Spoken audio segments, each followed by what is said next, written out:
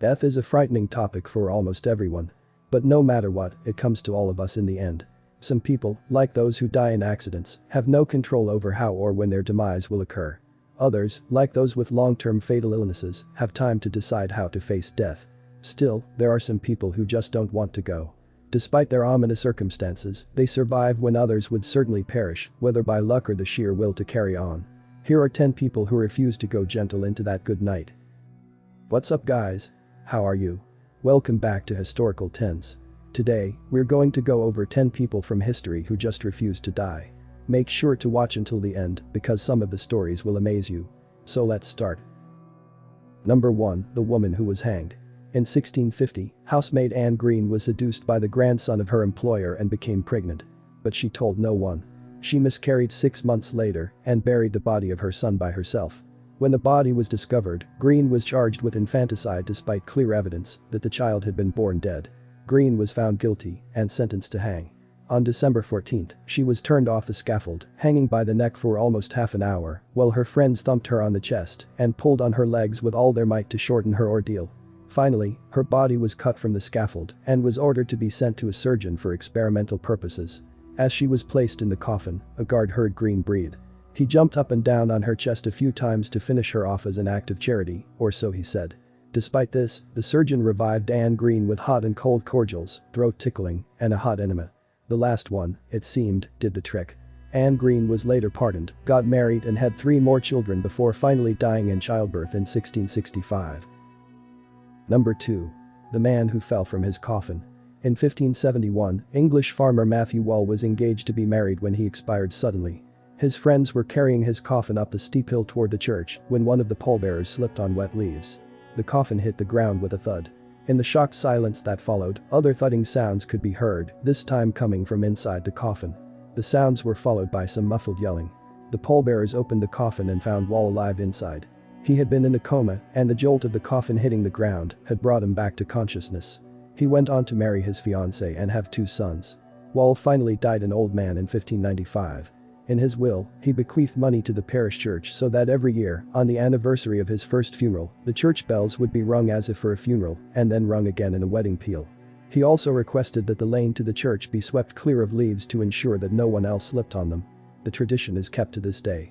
Each year on Old Man's Day, the children of the village sweep the lane and are rewarded with sweets while the bells ring. Number 3, the man torpedoed out of a submarine. John Capes was a stoker aboard the submarine HMS Perseus when it sailed from Malta to Alexandria in November 1941. On December 6, the submarine was struck by a mine off the coast of Cephalonia. There were 61 crew members aboard the vessel. Only Capes made it out alive.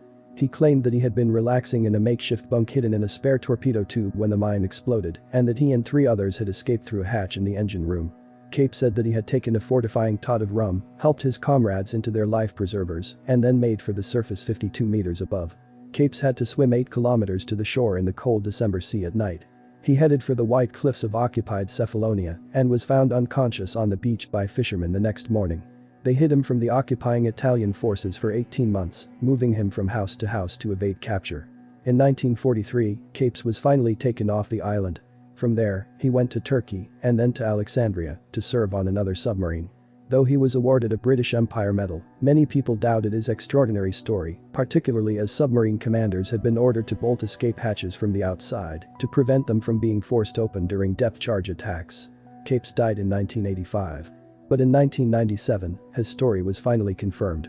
Divers examining the wreck of the Perseus discovered the compartment exactly as he had described it, with the escape hatch unlocked and open, and a torpedo tube with a makeshift bunk inside. They even found his bottle of rum. Number 4. The woman dug up by grave robbers. In 1705, Margery McCall fell ill and died in Shankill, Ireland. During her wake, there was an undignified row among the mourners over a valuable ring the deceased was wearing. Some of them said they wanted to remove the ring to prevent the body from being dug up by grave robbers. The ring, however, would not budge. So McCall went to her grave still wearing the ring. Sure enough, that very night, her body was exhumed by robbers. After failing to remove the ring, they produced a knife to cut off the ring finger. As soon as the knife pierced her skin, McCall regained consciousness. The robbers fled, and McCall walked home to her shocked family.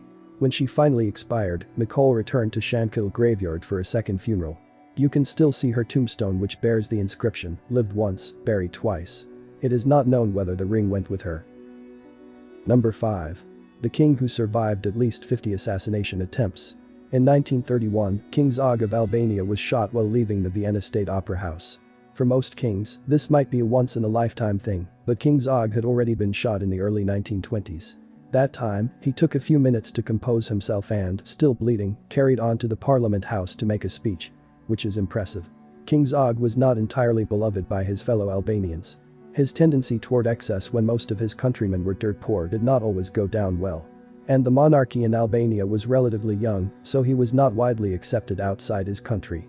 These factors plus his undeniable habit of murdering his political opponents left Zog a marked man. Zog began to find life difficult. He tried not to be seen in public.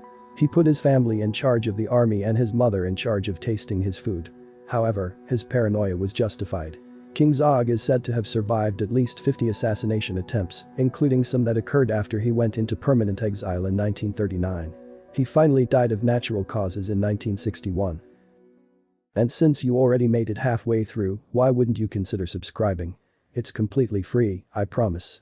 And by doing that, you'll send me a feedback that you want more videos of this nature. Alright, I'll give you 5 seconds to do that.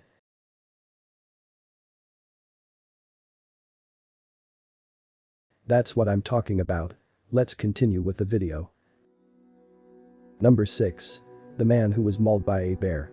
In 1818, Hugh Glass escaped from a pirate crew. He was captured by the Pawnee people and accepted into their tribe. Glass learned how to cross swollen rivers, identify edible plants, start fires and navigate by the stars. All of this would come in handy.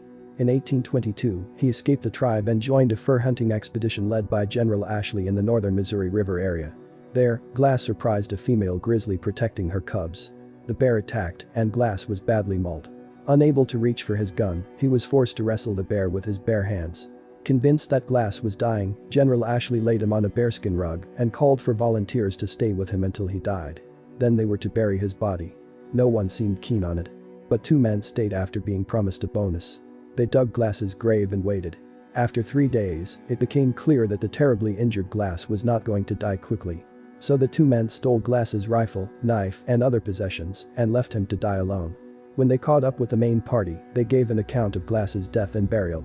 Glass used his survival skills to tend to his wounds. He strapped up his leg, wrapped himself in the bearskin rug and crawled the 322 kilometers back to civilization. He maintained that the thought of taking revenge on the 2 men who had left him for dead gave him the strength to keep going. He spent months crawling to the Cheyenne River, where he built a raft and floated downstream toward help. Despite his wish for revenge, Hugh Glass didn't kill the men who had betrayed him. Instead, he reported their treachery to the general and returned to Upper Missouri. There, he had several more adventures before he died in a conflict with the Arikaras tribe in 1833. Number 7. The Explorer. In 1521, Ferdinand Magellan, the first man to sail from the Atlantic Ocean to the Pacific Ocean, was killed while attempting to make the first circumnavigation of the world. He had left Spain with 5 ships and 250 men in 1519 and headed for the Spice Islands. He survived an attempted mutiny. Then Magellan lost one of his ships during a reconnaissance mission. And he severely underestimated the size of the Pacific Ocean. The trip that he believed would take a few days took 4 long months. Magellan and his crew began to starve. The food ran out, the water turned putrid, and the men contracted scurvy. When they finally hit land on Mactan Island in the Philippines, they were almost dead. In gratitude to God for helping him to successfully find the island, Magellan decided to convert the indigenous population to Christianity. However, he used cannons and muskets, rather than hymn books. Magellan's cannon fire was ineffective because the coral reef around the island kept the target out of range. So the invaders waded ashore wearing upper body armor. The tribesmen realized that the crew's legs were unprotected and aimed their arrows lower. With his men fleeing all around him, Magellan kept on fighting. He was hit by poisoned arrows. Still, he persevered. He was attacked by spears, but he just couldn't let it go. Finally, Magellan collapsed into the shallow surf at the ocean's edge. There, a native slammed a bamboo spear into Magellan's face. You'd think that would do it. You would be wrong. Magellan killed the assailant with his lance. Though Magellan was dead, some of his men continued the circumnavigation attempt, finally completing the trip in 1522. Only 20 of the original 250 crew members made it home. Number 8. The comrade with 200 bullets and an ice axe. For Leon Trotsky, assassination was always in the cards. Locked in a bitter feud with Stalin, Trotsky had already survived several attempts on his life when Stalin approved a two-pronged plan to rid himself of his rival in 1939. The first attempt came in May 1940, when a team of hitmen crept up on Trotsky's hideaway in Mexico and fired over 200 bullets into the house with high-powered weapons. Both Trotsky and his wife survived. However, a much subtler backup plan was already being prepared. Sylvia Agilov, an ardent Trotsky supporter and member of his staff, had been targeted several years earlier and introduced to a handsome diplomat named Jacques Mornard. In fact, Mornard was neither a diplomat nor was he named Mornard. He was Ramon Mercader, and he was a Stalinist. Each day, he dropped Agilov off at Trotsky's compound, gradually getting on friendly terms with the guards.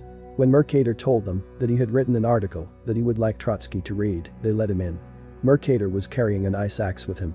As soon as Trotsky sat down to read, Mercader hit him with the pick end of the ice axe, penetrating his skull 5 centimeters deep. Trotsky managed to scream to attract the attention of the guards and hold Mercader fast until they arrived. Trotsky finally died the following day, and Mercader was imprisoned for almost 20 years before dying in 1978. His last words were said to be, "I hear it always. I hear the scream. I know he's waiting for me on the other side." Number 9. The Knife Man. Jim Bowie, the designer of the Bowie knife, fought in the Texas Revolution and made his last stand at the Battle of the Alamo.